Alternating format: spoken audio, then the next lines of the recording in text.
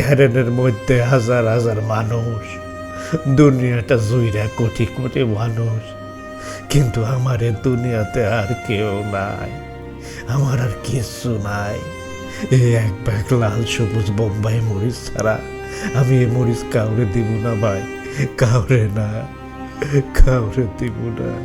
একজন লোক বসে আছেন রেল লাইনের উপর, পাশে একটা বড় পলিথিনের ব্যাগ, ব্যাগ ভর্তি লাল আর সবুজ বোম্বাই মরিচ।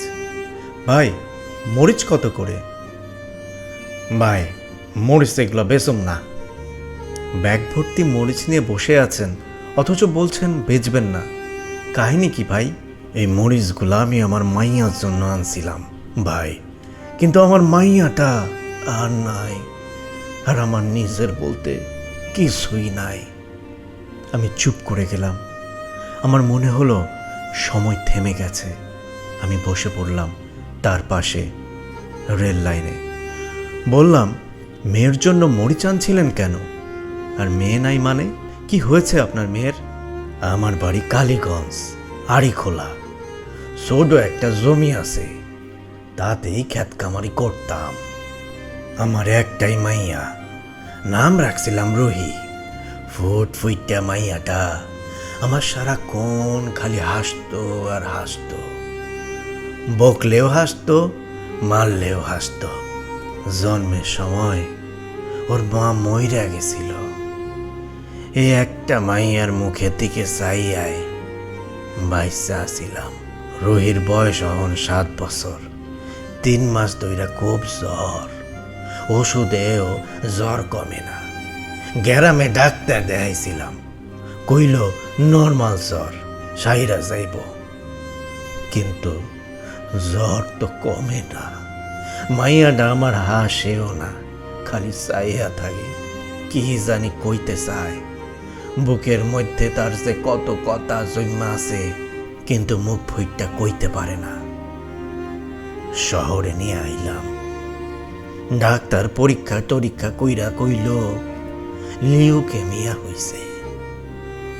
খালি দেখলাম মায়াটা কেমন উগায়া যাইতাছে, চুলটা সব পইরা যাইতাছে, আর দিনে দিনে চোখ দুইটা কেমন গোলা হইয়া যাইতাছে। রুহি একদিন কইল, আব্বা, আমি মরতাম চাই না, আমি স্কুলে যামু, ডাক্তার হমু, তোমার লাইকা টাকা কামাই করমু। জমিটা বেচা দিলাম, একটা দুধের গরু আসিল, হেটাও বেচা দিছি, তাও টেহা কম পইরা যাইতাছে। চক্ষে মুখে আন্দার দেহি একটা মাত্র মাইয়া আমার, তারে কি বাঁচাইতে পারুম না? একদিন রুহি কইল, আব্বা, তুমি বাড়িতে গেলে আমার লেখা লাল সবুজ রঙের বোম্বাই মরিচ আনবা। আমি কইছিলাম, ব্যাগ বইরা তোর লাগা বোম্বাই মরিচ আনমো। হইনা সেদিন কি সুন্দর হাসি সে দিছিল, কেডাই জানতো ওই আমার মায়ের শেষ হাসি। গতকালকে কেমোথেরাপি দেওয়ানোর পর বাড়িতে গেছিলাম কটা টেয়া ধার করণের লাইকা। আজকে সকালে ট্রেনে কইরা হনের সময় হাসপাতাল থন ছোট ভাই ফোন দিয়া কইল, আমার রুহি আর নাই। ট্রেনের মধ্যে হাজার হাজার মানুষ, দুনিয়াটা জুইরা কোটি কোটি মানুষ, কিন্তু আমার এ দুনিয়াতে আর কেউ নাই, আমার আর কিচ্ছু নাই। এই এক ব্যাগ লাল সবুজ বোম্বাই মরিচ ছাড়া আমি এ মরিচ কাউরে দিব না ভাই, কাউরে না, কাউরে দিব না। আমি কিছু বলার মতো শব্দ খুঁজে পাচ্ছিলাম না। চারপাশে শহরের কোলাহল। ট্রেন প্ল্যাটফর্ম থেকে বের হয়ে গেল বাঁশি বাজিয়ে। এর সবই যেন এক অসহায় বাবার কান্নায় মিশে যাচ্ছিল। অনেক কষ্টে বললাম, হাসপাতালে যান, মেয়েকে নিয়ে বাড়িতে যান। আপনার মেয়ের শেষ ইচ্ছা ছিল বোম্বাই মরিচ খাওয়ার। তার কবরে অনেকগুলো বোম্বাই মরিচের গাছ লাগিয়ে দিবেন। আর দোয়া করি আল্লাহ আপনাকে এই শোক কাটিয়ে ওঠার শক্তি দিন।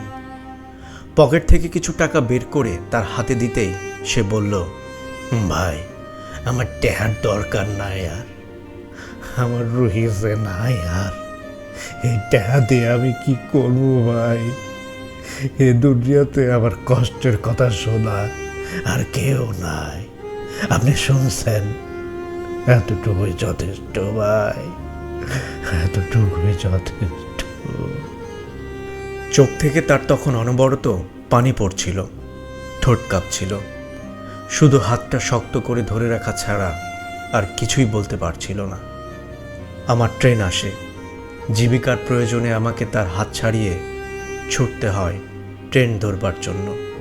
সবার গন্তব্য আছে, তারা আছে। রুহির বাবার কোনো গন্তব্য নেই, আর কোনো তাড়া নেই। মেয়ের ওষুধ কিনবার জন্য তাকে আর ছুটতে হবে না, চিকিৎসার টাকা জোগাড় করবার জন্য আর এর কাছে ওর কাছে হাত পাততে হবে না। রুহির কথা আমরা হয়তো ভুলে যাব।